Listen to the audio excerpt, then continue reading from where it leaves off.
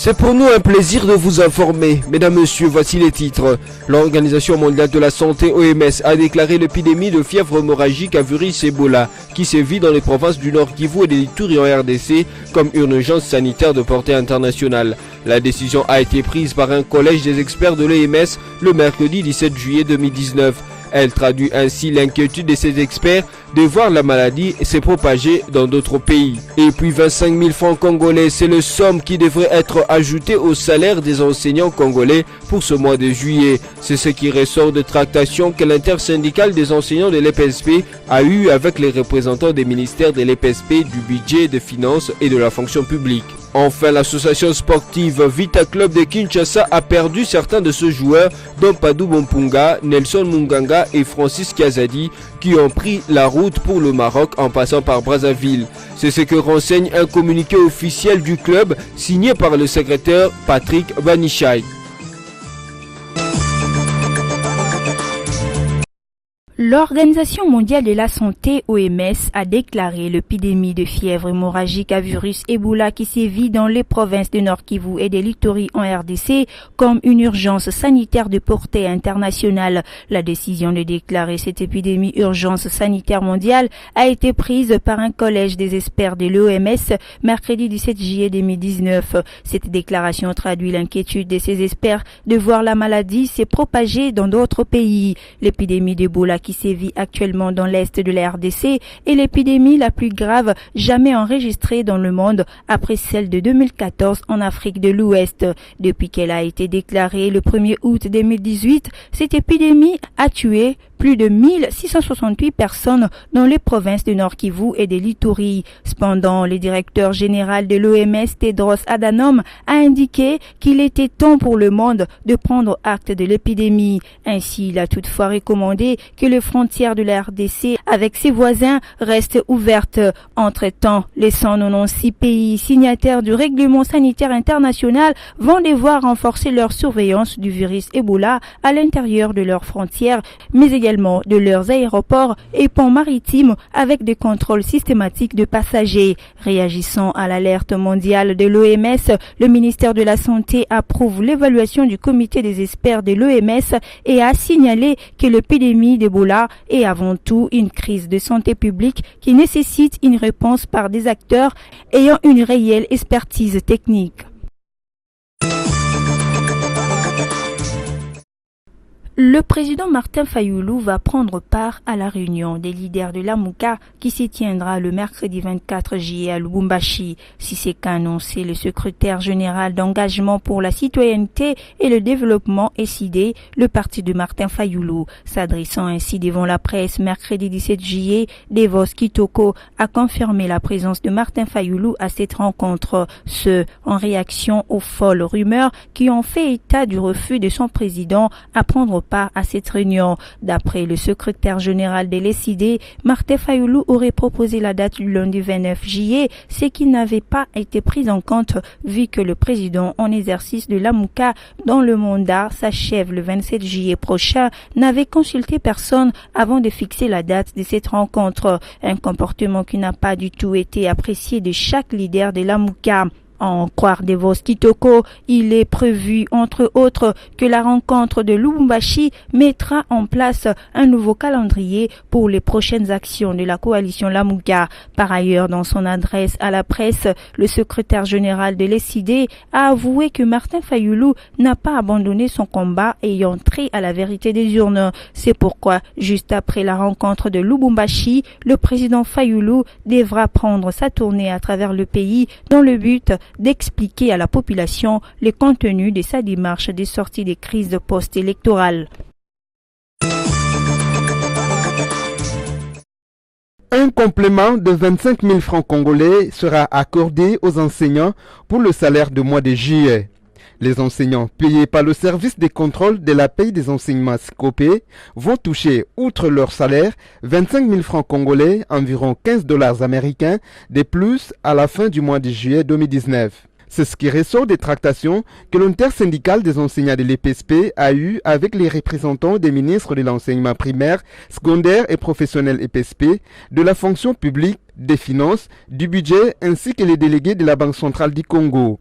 Le président de l'intersyndicale des enseignants précise qu'il ne s'agit nullement d'une majoration des salaires des enseignants. Il ne s'agit pas d'une augmentation des salaires, mais des arriérés de 2017.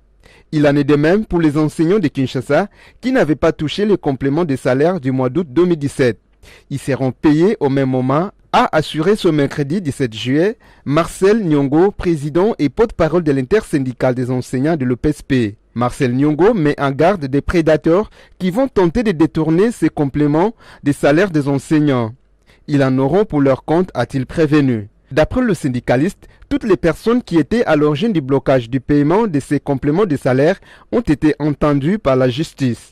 En mars dernier, l'intersyndicale des enseignants avait, au cours d'une réunion, rappelé au président Félix Tshisekedi que certains gestionnaires du gouvernement sortant n'avaient toujours pas encore payé les arriérés des compléments de salaire pourtant déjà décaissés.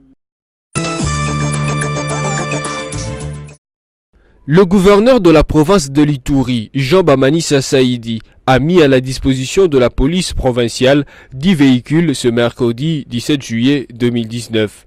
C'était à l'occasion de la cérémonie de prise d'armes organisée à l'état-major de la police nationale à Bunia. Pour le numéro 1 de la province, les 10 engins roulants sont destinés à réaliser des patrouilles sur tous les axes routiers, spécialement sur la route nationale numéro 27, sur la route nationale numéro 4, ainsi que sur d'autres routes locales où l'on enregistre de cas de braquage attribués à des coupures de route. Dans la perspective d'assurer une sécurité permanente à ses administrés, le gouverneur Jean Bamanissa a promis aussi de doter l'armée des véhicules dans les prochains jours. Plus de 50 prisonniers se sont évadés dans la nuit du 15 au 16 juillet de la prison centrale de Kamituga, a affirmé le maire de Kamituga ce mercredi 17 juillet 2019. C'est à partir de 22 heures que les pensionnaires de la dite prison ont commencé à sortir de leurs cellules.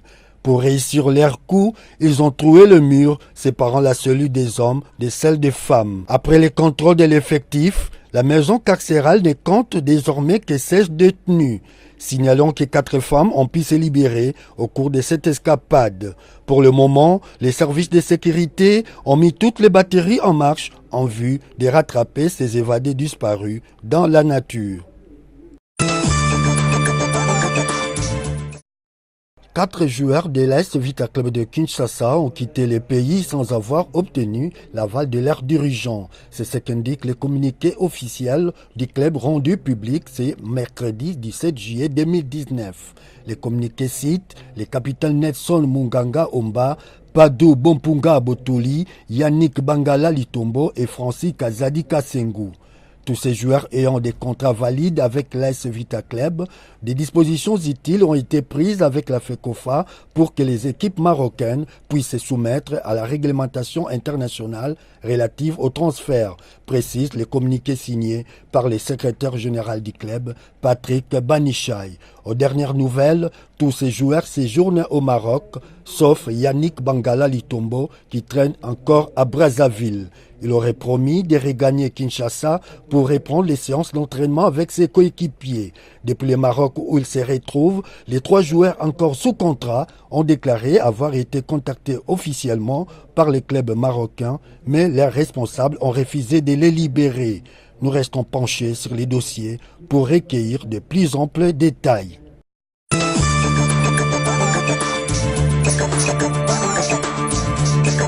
Pour vous qui nous avez pris en cours des diffusions, voici le rappel des principaux titres. L'Organisation mondiale de la santé OMS a déclaré l'épidémie de fièvre hémorragique à virus Ebola qui sévit dans les provinces du Nord Kivu et de l'Ituri en RDC comme une urgence sanitaire de portée internationale. La décision a été prise par un collège des experts de l'OMS le mercredi 17 juillet 2019.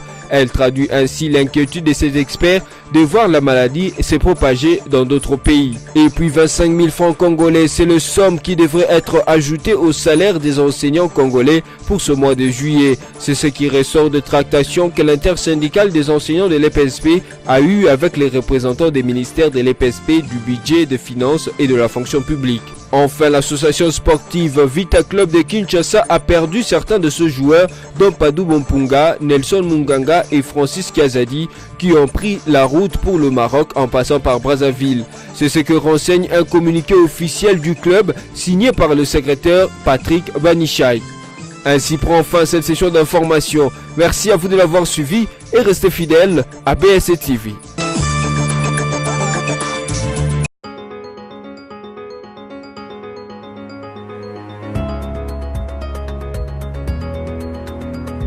Bienvenue à cette lecture de journaux en ligne sur BSC TV. Commençons avec actualité.cd qui écrit Félix Tshisekedi au Chinois de Grec 8, un travailleur congolais qui est dans son pays ne peut pas être payé $5, c'est insignifiant.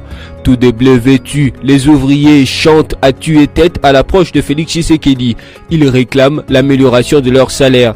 Papa, nous tes enfants, nous t'implorons de revoir nos salaires, entonnait-il en chœur. Le chef de l'État s'approche et appelle leurs délégués. Ils échangent quelques paroles devant ces ouvriers impatients qui crient « Il ne faut rien cacher, il faut tout lui dire ». China Railway Engineering Corporation est la plus grande entreprise chinoise de construction ferroviaire. Cette société a déjà par le passé été pointée du doigt par la société civile sur les conditions de travail inacceptables pour les travailleurs congolais. Absence de contrat de travail, non-respect des heures de travail, paiement de salaire à un taux inférieur au taux officiel. Poursuivant cette revue de presse avec Forum des As qui note en grand titre « Visitons les sites devant abriter le 9e jeu de la francophonie à Kinshasa, Bruno Tshibala, nous réussirons les jeux comme nous avons réussi les élections ». Le Premier ministre Bruno Tshibala est soucieux de voir le 9e jeu de la francophonie prévu à Kinshasa en 2021 s'est déroulé dans les meilleures conditions. C'est dans ce cadre qu'il a effectué une visite d'inspection hier mercredi 17 juillet dans les installations de la Foire internationale de Kinshasa, le site devant abriter le gros des jeux. L'état actuel du site laisse voir qu'il y a beaucoup à faire et cela va demander d'importants moyens. Mais cela ne décourage ni le gouvernement ni le chef de l'exécutif habitué à affronter ce genre de challenge. Nous avons organisé les élections de 2018 avec nos propres moyens. C'est ce que nous allons faire aussi avec le jeu de la francophonie, a déclaré Bruno Tshibala. Radio Okapi enfin renseigne Kinshasa, 2 blessés et 15 interpellations après la publication de l'examen d'état. 2 personnes ont été blessées mardi 16 juillet après la publication des résultats de l'examen d'état dans la ville de Kinshasa. Selon la police qui livre l'information, 15 autres personnes ont été interpellées. Il a ajouté que la police a aussi interpellé des jeunes délinquants qui se sont simulés en élèves et ont semé des troubles sur leur passage avec des pierres et autres projectiles. Au lendemain de la publication des résultats de l'examen d'état, des nouveaux diplômés continuent à festoyer dans la capitale, bien que l'euphorie ait baissé d'intensité. Cette revue de presse est terminée. Merci à vous de l'avoir suivi et à la